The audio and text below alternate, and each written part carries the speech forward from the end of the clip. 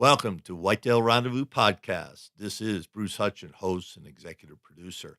Each week you will hear tips, techniques, strategies, and personal stories from some of the best and funniest whitetail hunters in North America. Hope you enjoyed today's episode. If you do, tell a friend on social media. If not, tell me and I'll make it better. Thanks for listening, folks. We're all in for a treat on this show of Whitetail Rendezvous. Ryan Broshear joins us from Nashville, and he's an independent recording artist. And Billboard magazine says he's doing one heck of a job. And he's got some interesting takes on what it takes to be a country and western singer. But more important than that, he's got a whitetail heritage tradition from his grandfather and his dad that lives with him today. And he always looks forward to going back to Indiana or Ohio and catching up with his family, spending a few days and sitting around and telling stories and sitting in a stand and chasing whitetails. Enjoy the show, folks. Hey, folks, this is Bruce Hutchin, your host and executive producer of Whitetail Rendezvous. And we're heading down to Nashville, and we're going to meet up with Ryan Broshear. And Ryan is in the recording out in Nashville. He's got some songs we're going to talk about as we go along. He's originally hails out of Ohio. Ryan, welcome to the show. Hey, how you doing? I'm doing really good, and I had a great warm up. And folks, I was telling old stories about Merle Haggard, and Ryan, you played with Merle Haggard, or were on stage with him. I got to do a show with Merle Haggard, and I'm a huge Merle fan, and that was just one of the most incredible opportunities. And when I met him, I was going to have my picture taken with him, and I was kind of standing by him. And I've gotten my picture taken with a lot of big stars, but Merle's kind of in a class by himself. So I had my arm out, and I didn't know if I should put my arm around him or if I should not touch the hag. Should I touch the hag? And I ended up just kind of suspending my arm in the air and kind of making it look like I was touching him. But I don't get nervous, but that made me nervous. It was pretty incredible. Well, and somebody like that, a legend, and I can see where anybody might get nervous. Yeah, that was one of the times. I mean, it was, but man, couldn't ask for a more cool guy. It was one when you meet your heroes, you hope that they're gonna stand up to what you wish that they would, and he did not disappoint. Well, that's awesome. And folks, we're going to cover a lot of ground. We're going to talk about Ryan's career and his music, and we're going to start off with the hunting tradition back in Ohio and what that meant to you, and how you're carrying it forward today. Yeah, I kind of grew up like many people. My dad taught me, how to hunt, and we did a lot of hunting, from rabbit hunting to duck hunting. But we were blessed to have about 40 acres of wooded area, and so we got to do some deer hunting as well. And just being in nature was something that was important in our family, and spending time, with it. And of course, we love to eat what we brought home as well. So definitely started at an early age for me. Now, were you a trophy hunter back then, or just, hey, let's put the meat on the table? Well, I think that it was a scenario where my dad would have loved for me to shoot the trophy buck, but at the same point, his scouting and his hard work to get the trophy buck, it would have been bittersweet for him. I I I never ended up getting one with my dad, but we had a good time trying, and it was shoot what you can shoot, and we normally would go out during muzzle loading season, and it's the he kind of got on me one time because I didn't take a shot, but it would seem like it was too far away. But he said, with that muzzle loader, you could shoot it. I was about 14 years old when I first went out. So, but it was an awesome memory I'll never forget. What are some of the memories that you have taken forward, as well as lessons learned from your hunting career? Well, you know, some of the lessons that I've learned early on is to be prepared. if you're not prepared and you get out into the woods or you get out into a duck blind or wherever it may be that you're hunting, you're just not ready to focus in and be in the moment. And so preparation is a big thing for me that I've learned, and just getting started early. Whether it be getting up early in the morning and making sure that you're in the stand way before first light, so that you're not making a ton of noise and you've let the woods calm back down before you're ready to start hunting. Just preparation is probably the biggest thing I've learned it with everything.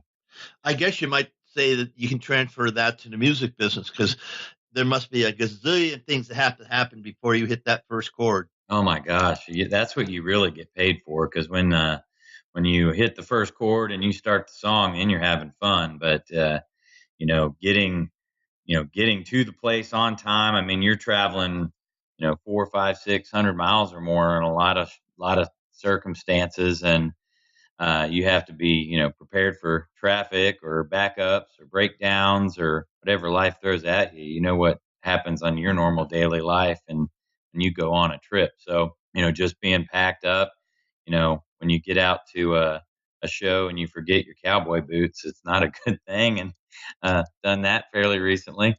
But it's I think that's the same with anything in life. Just making sure that you're prepared to go accomplish the goals that you're setting forth, whether it be to shoot a trophy buck or go put on a great show in front of thousands of fans. When we're talking about music, why did you get started in music? What was the driver for you?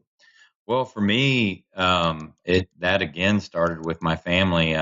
They had country music on the radio all the time. My dad was a foreman for a construction company, and so he would get up extremely early and to call all his guys. And his ritual was to, smoke his morning cigarette and have a cup of coffee and listen to country music. So I woke up to it a lot of the times, about 4 or 5 in the morning, and so those songs were permeating me at a young age, and I just fell in love with the stories behind the songs. And he would actually put a record on the record player and tell me play a song like George Strait's "Love Without End, Amen" to tell me he loved me. He wasn't much with words, but he uh, he loved to share music and the stories behind it, and that's kind of how he taught me lessons in life. And so that was a big thing for me early on. And then about 12 years old, I saw Garth Brooks perform for the first time on TV, and that caught my eye. It looked super exciting, and I got a guitar that Christmas. And by 14, I had my first band, and I fell in love with it. And so that's kind of just being on the stage and in the spotlight was, an exciting thing for me, and that's where it all began. Well, going to Nashville, I don't know how many people show up with stars in their eyes and a song, on their lips, and I'm gonna do this thing. It's kind of I'm thinking about DIY elk hunting or deer hunting, doesn't matter. Go into a brand new parcel of land and say I'm gonna kill the biggest buck on this sucker. Sometimes it happens, and most times it doesn't. Yeah. So how do you cope with that? Well, you've got to be secure in who you are to go out and do this. I first moved to Nashville in 2000, and I took a year worth of lumps then, and kind of moved back home and regrouped. Moved back in late 2001 to 2002. Took another year crack at it. Life threw me a lot of curveballs, and I kind of went back home and thought that I'd kind of given up. But I met a woman who I'm now married to and have been with for the last, since 2004. So we, have created a pretty good team. And I came home from playing a show at a local bar in Cincinnati area. And she said, "Do you want to just play cover music in bars, or do you want to really follow your dream?" And I said, "Well, I really would like to follow my dream." And she pushed me, and we moved back. But you kind of got to just do it. You dive in, and you got to be secure in who you are, and just know what you're setting out to accomplish, and know that the odds are against you, but you really don't care. You just got to go do it. And I've worked hard to do this business, and I'm not the top level superstar. I'm not making much money doing it. at this point in my career, but the things that I've gotten to do and the roads that my guitar and my music has taken me down, I wouldn't trade for nothing. It's been an incredible ride so far. So the experience and the learning, I would assume you've had a tremendous amount of learning, Oh yeah. has superseded the income. How does the income come? I mean, not everybody's going to have a gold label record or somebody in the top, 10. But so how do people make it in your industry? Well, people make it a lot of hard work and just kind of putting in their paying their dues. And, it comes from a lot of times live performance is a big income generator. You also have your music that's streaming. It's, that is very small aggregates of money per stream. And there's fights for rights of songwriters on behalf of that with different performing rights organizations. But, it can come from iTunes sales, streaming, merchandise sales, your T-shirts, your hats, your album sales, and your live performances. So, it's really you just work hard to put that all together to build it into one big pot, and hopefully you come out ahead. And we haven't made it rich, but it's been enough to keep the wheels moving. Yeah, and I think of, labels when somebody gets signed to a label, that's pretty much what the top 10% of everybody in your industry. Yeah, but even, getting signed to a label with the way the labels work, a lot of times you might get some money up front, but they're recouping their money from spending it on your album, your creation of your album, or to promote your music. Every cup of coffee they drink while doing it, they charge you back. So I mean, the label thing's a great deal. I would love to sign with a record label, but at the same point, there are a lot of artists who actually choose not to cut partner with a record label because they've done so much on their own. Partnering with a record label might actually cut back on the money that they're making. So, it's a dream I would have to have a team of people that would do all the hard work involved and just let me go out and be an artist, but not at the sacrifice of losing control of being able to choose what songs and write my songs and kind of what I choose to, show myself as an artist. I just, so I've been blessed to be able to be an independent artist so far in my career and, write my own songs and choose what goes onto an album and what comes out. I think there's something to be said for being able to choose that. Now, when you write a song, you can write songs for other people and get paid for it, right? Yeah, that's something that I've worked on. We've got I've got some relationships with some songs, trying to pitch them to other people. So far, I haven't gotten any cuts by anybody else at this point, but from what normally I see that happens is once you kind of get discovered and you get that first one, then all of a sudden people are looking at your catalog and what you've got going on and are interested in maybe cutting one of those. So I'm in the process now of just writing new stuff and pitching those songs and trying to put them in front of people who may want to use them for their projects. Now, when you write a song, do you have to have all the notes and everything, or do you have to run it out, sing it yourself? I don't know what the Uh, word is. well, a lot of times I'll write a melody and the lyrics out to where I could sing it in my phone, but I don't yet have like a guitar backing it or all the music to it yet. And then I'll build the music in later. Sometimes you'll write a song where you're strumming the guitar and you make the words up to that music as you go along. Every song's a little different. For me, I kind of do a lot of figuring out the melody and the words and what I want to say before I start worrying about the guitar, and then I throw that in later. I make notes on my phone and stuff like that. So, but each song has its own life that it begins as. So when you write a song, you know, all the stuff is like writing a story or anything else. It comes from within. It amazes me in this industry. Somebody has to write every single song that Garth Brooks sings or Keith Urban Yeah, sings or pick yeah, somebody. And it's just amazing because they're kind of like the screenwriters of Hollywood. Without somebody being a screenwriter, there ain't no movie. There isn't a movie. exactly. Well, and a lot of times I kind of think as I'm, if I've got a song that there's a character in it, I kind of think of it like a Hollywood movie. Like, where does that camera first pan in on this character, or how are you first meeting this character? Is he at a bar? Is he driving in his car? Is he, out in the country? Is he in his deer stand? Whatever it may be. But where that story begins, I think of it like a movie in that regards because I am telling a story and we're putting it to a melody. That's really what it's all about. And I'm just thinking. I work with some veterans groups. Have you ever been approached by a veterans group to do a song so they can make money off that song? I haven't been approached by any veterans groups to write any songs. No, I've got to perform for a lot of veterans groups, and I'm my hats off to our veterans for sure. But so far, I haven't been approached to write any specific songs. A lot of times, but I have had a song get put into a movie. But they found my song online and it fit what they were doing. So, I guess I would be open to anything if it came along. Yeah, so folks, it's there's a lot of guys out there and warriors in the woods. I can't pick up everybody right now, but listeners, if you're involved with some of these veterans groups, I'm sure you could get a hold of Ryan. How would they get a hold of you if they wanted you to chit chat?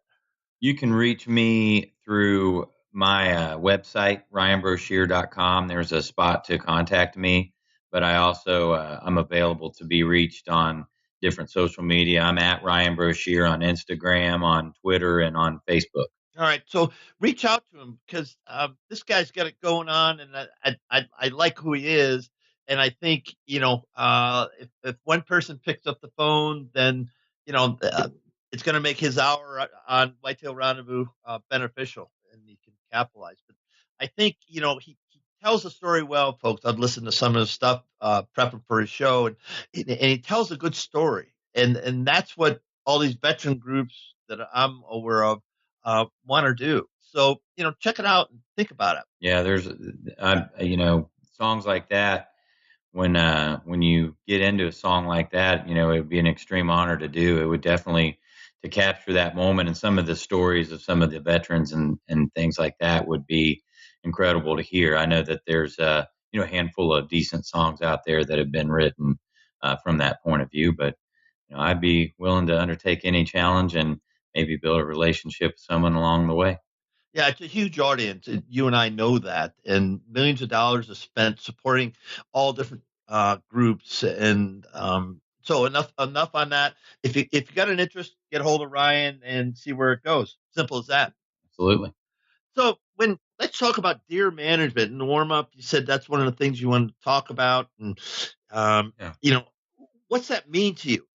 Well, whether it be, um, I'm pretty fortunate to be around some knowledgeable guys. My father-in-law and my brother-in-law are have been managing their property. They've got a couple hundred acres in Indiana, and just watching deer populations and watching the health of them, whether it be planting a food plot, and making sure that you have a good spot to get good nourishment to the deer around. I kind of pretty fortunate to grow up in Southern Ohio and, be around, Southeast Indiana where the whitetail get really big, off of the cornfields and the bean fields that are out there and the food resources. There's some other parts of the country where their whitetail are a little bit smaller than what we have in that area. And certainly, you can see a direct correlation with the nutrition and that you provide for your deer and the cover that they have in order to grow. But just responsible hunting practices. There's unfortunately the guys that don't take it seriously and they spotlight at night and shoot with high powered rifles and harvest the large bucks and just kind of take them. It's not sporting, and it's just if I could talk to anybody, just hey, let's manage our resource a little bit better, and let's make sure that there's a future herd of nice sized bucks, and healthy animals that are out there for you and me to go hunt. Yeah, and well said, because many times we lose the buck of a lifetime on our property just because somebody does exactly what you did. They see it, they shoot it, they throw it in the back of their truck or whatever, and they're gone. And it's like they just one stole from me, but they stole the adventure, the dream, the whole memory, if you will, from it. So have I made mistakes hunting? Heck yeah, I'll be the first to admit it. But when you look at overall, we're losing people in the hunting industry every single year. Thousands and thousands of people aren't hunting. And we have to crank that back up the other way for a lot of reasons. And one of Yeah, the ways to do that is just say, hey, this is the way it is. This is how we're going to play the game. And, we invite you to join us to do that, because you and I both know that there's always going to be people that are takers. There's no question about it. No matter what we do, you catch them, throw them in jail. It doesn't matter. They'll always be takers. But for the most part, you and I and everybody listening, okay, so you don't hunt 5 minutes after shooting light goes down, and yeah. you do the right thing for the right reasons. I guess that's what I want to say. Yeah, absolutely. And I believe that as a whole, hunters there's an integrity that comes along with that, and rules that people follow religiously. I'd say the vast majority of hunters do that, and the ones that do that are upset when somebody, like you said, take the buck of a lifetime off of your land. Something that you might have been watching on a trail cam for the last several years and saying, or maybe passed on that shot when it was a 6 point buck, and it was good looking buck, but you just knew, hey, put another season or two on that guy, and then you see it on your neighbor's wall. It's fine if they took it the right way. It's still a bitter pill to swallow, but it's just something that I couldn't say enough about. Just the integrity of the hunt. Yeah, one thing you said in the warm up was about farmers and hunting, feeding the hungry. Yeah, farmers and hunters feeding the hungry, and I think it's fhfh.org if I'm not mistaken. But they reached out to me several years ago and kind of showed an interest in my career, and kind of promoted me a little bit. And but it's a Christian based organization, and they help take the bounty of nature, and they'll harvest a deer and take it to like a food kitchen where a homeless actually can eat, and a deer can feed like 200 people with one deer. So it can provide for those less fortunate and who certainly don't have the resource to be able to go out and hunt. But to be able to get a good healthy meal, and that's provided by God, and by our by nature. It's pretty awesome organization, and I was grateful they reached out to me. I kind of follow them along, and we kind of help each other out this time of year as we kind of get going into it, and just kind of give a little shout out to them. Yeah. Now, do you help promote them, or what's your role with them? We've kind of both helped promote each other. They've kind of drawn attention to shows that I might be in the area at times, or I've kind of promoted them with some of my followers who, might go out and they don't have room in the freezer to put two deer in, or, they may have their buck and like, they can't go back out to get a buck. So, kind of encourage them, hey, why don't you go out and maybe get a doe and maybe donate it to farmers and hunters feeding the hungry, and just kind of take that extra time, and do something special for somebody that's less fortunate than you. Now, are they on social media?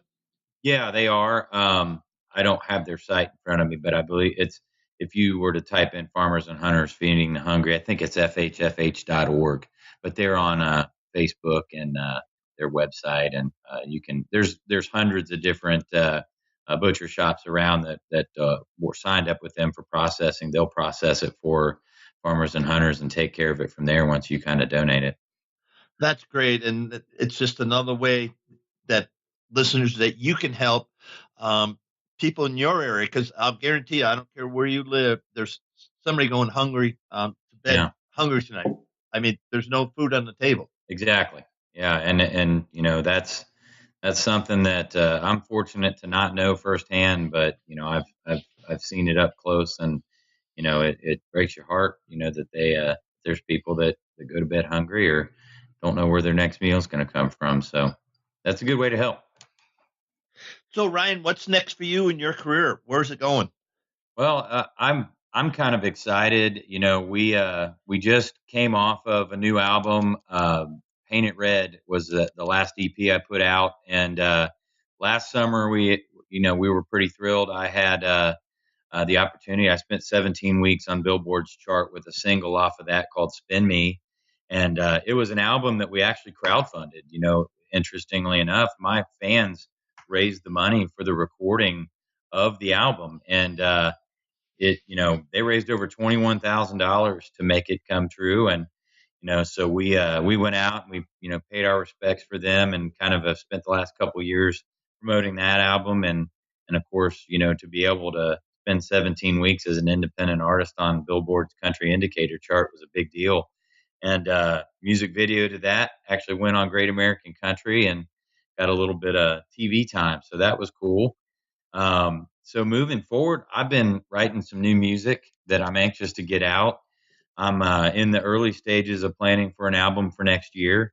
Not sure if we'll crowdfund it or if we'll find other ways of funding for it, but we're just making new music to reach out to new audience, and we've I just recently signed a booking deal with a booking agency, Goliath Entertainment, out of the Mid Atlantic region, and they're going to be booking me on some stuff next year. We're anxious to get out to some areas of the country where I haven't performed a whole lot at this point, and meet some new fans and meet some new people, and hopefully it ties it into some areas of the country that I haven't been to in a while, but I have a lot of fan base in, and up in upstate New York and Long Island area and kind of the Northeast. So really excited about that, and we've been put some new music out, playing it live, and it's just been an awesome. There's always something new and exciting, and that's what's so cool about it. And I never know when I'm going to get the next really cool phone call or really cool person wanting me to come play with them, and that's, I think, one of the things I love about this. Let's go back on the crowdfunding. I know most of the listeners know something about it, but just tell me so I can tell them and they can hear. How does that work? Well, what we did was we used a platform called Kickstarter, and we had to kind of lay out our plan of what we wanted to do, that we wanted to do an album, and that it would include, we said at first 5 songs, but we ended up doing 6. And then we offered prizes for people to get involved in, like for instance, that, if you spent $50, you got like an album when it came out, signed autographed album. And then if you spent 100, you got like an album and a T-shirt. And then we had prizes where you would, if you spent so much money, we would come out and perform at your house for a party with myself. I would come, or I would bring a band out for more money. And then I did several phone call interviews where I just kind of called people at their house and thanked them personally. And we kind of chatted and on the phone and talked to some people that knew me and some people that had never met me before, just getting a chance to have a personal conversation. And we gave away a few signed guitars, but it was really cool because everyone got involved and kind of vested in it. So that when it actually, you don't, with that particular thing, if you don't get 100% of your goal amount, you get nothing. So it was an all or nothing thing. And Oh my goodness, all in. yeah, Oh my goodness. so you got to set a goal that you think will get you the money you need to do the project you want to do, and you've got to hit it. So it was up to the last few days of the program, and you set it for, like, I think we set it for 45 days, and we raised over $21,000. And what was cool was everybody that donated, every time someone would donate, I would get a little email notification. And so, like, we were getting email notifications of all these different things. And then, of course, we keep all their information for if we get it to make the prize. And so of course, we achieved our goal. We exceeded it. And so then we spent the next several weeks of once we did that we called the producer and said, hey, guess what, we got the money, we're able to do this album, let's do it. And so he starts booking studio time and booking musicians and getting that together. And it was it was an awesome process, just start to finish, and being able to share every little update with people, like, hey, we're real close, or hey, we just achieved it, or hey, we just booked the studio time. It was awesome, and everybody got to kind of join in, and it was a great experience. It was a lot of work. It obviously it should be. They're giving their hard earned money, and it shouldn't just be like throwing money into a bucket. It was a lot of hard work, but man, it really paid off, and it was awesome to be able to share that with my fans. Would you do that again? Man, it was so much work that I would do it again. I mean, obviously, we want to do a new album. I've come in my life. My first album, I paid for out of pocket. But after a couple years of touring, I didn't have the funds just sitting in an account ready to pay the thousands that it takes to record it. So I guess I should answer the question and say yes, but I would hope that we would find another way to fund it and not have to reach out for their money. But at the same point, I know that they'd be there if we needed it. Yeah, listeners, if somebody invites you to get involved in this crowdfunding or whatever, it resonates with you, go help them out. That's the only thing I can say. Just go help them out, because if it's important to you, then invest in it. And after doing that, I invested in several other artist projects, and it was really fun and rewarding on the other side to see them sharing their joy of what they were doing, and knowing that your money helped to make it happen. It kind of, so I've seen both sides of it, and it's a cool opportunity. Again, Ryan, how do people get in touch with you? You can reach out to me at ryanbroshear.com. You can see my tour schedule and all my links to all my social medias there. Probably the easiest way is maybe through Facebook or through Twitter. I'm also on Instagram too. I don't know if that's the easiest way to send an actual message, but you can reach out to me on those platforms, and I run all of my stuff. So be more than happy to respond back personally and strike up a conversation. I'd be glad to hear from you. That's great. At the time of the show, you get to do some shout outs to whomever, family, friends, colleagues. So have at it.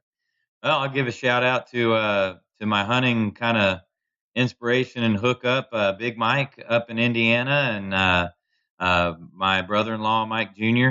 And Mike Metz, and just really good folks, and really good custodians of whitetail hunting, and have taught me a lot. And I'm hoping that we have a good fall this year, and we can put some meat in the freezer, and maybe, who knows, maybe put one on the wall too. That's great. So with that, thanks from thousands and thousands of listeners across North America. And I hope somebody turns in your radio station, iTunes, wherever it is, and listen to some of your song. What's your favorite song that you should listen to? Well, if you were going to listen to one song that would kind of get you pumped up, and maybe kind of be that one song that kind of lets you go, okay, well, maybe I can download more of his music or listen to more. I have a song called "Let Your Redneck Out," and it's kind of a party song. It's about letting go, and it's about everybody might have a little redneck side every now and then, and sometimes you got to let it out. So it's just a fun party song. Check it out. And with that, we're going to say thanks, Ryan Broshear, for being a guest on Whitetail Rendezvous. Oh, it was my pleasure. Thank you for having me. Next up on Whitetail Rendezvous is John O'Brien from Grandpa Ray Outdoors. John's been an agronomist for over 25 years, and with the rage and the explosion of food plots, he's helping people throughout the country, learning how to plant, when to plant, why to plant, how to plant, and how to take care of the soil to grow whitetail deer, to give them the nutrition they need, not only during the summer times, but in the spring when they're lactating or buck's horns are starting to grow. It's a year-round business, folks, and it's a year-round endeavor for each one of you. Sit back, relax, and enjoy John O'Brien from Grandpa Ray Outdoors. Thanks for joining us. Be sure to tune in tomorrow for another episode of Whitetail Rendezvous, where you can listen and learn from the experts so you can be more successful on your next hunt. Until next time, listen, learn, and succeed.